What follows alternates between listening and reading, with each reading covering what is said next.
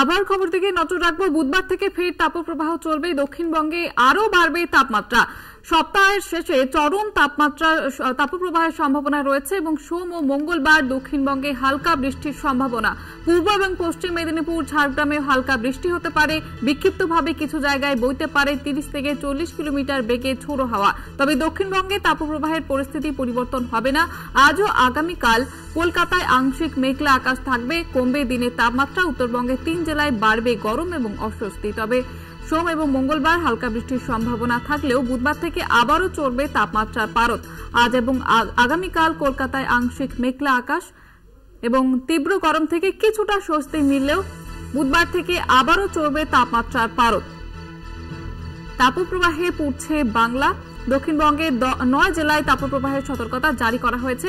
এ বিষয়ে আরো বিস্তারিত জানবার প্রতিনিধি শাশ্বতী রয়েছে আমাদের সঙ্গে টেলিফোন লাইনে। শাশ্বতী, হাওয়া অফিস কি বলছে?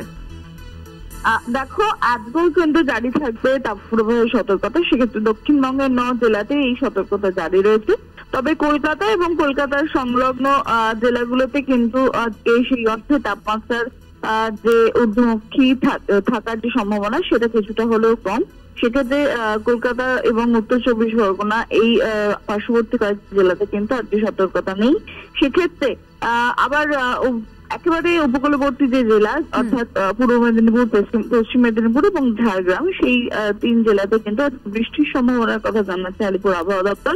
এবং এর সঙ্গে সঙ্গে উত্তরবঙ্গের 3 জেলাতেও কিন্তু আজকে বৃষ্টি হবে বলে জানাচ্ছে। এবং উত্তরবঙ্গের নিচের দিকের জেলা অর্থাৎ মালদা এবং 2 দিনাজপুরেও তাপপ্রবাহের প্রভাব পড়েছে এবং সতর্কতা জারি রয়েছে সেই জেলাগুলোতে।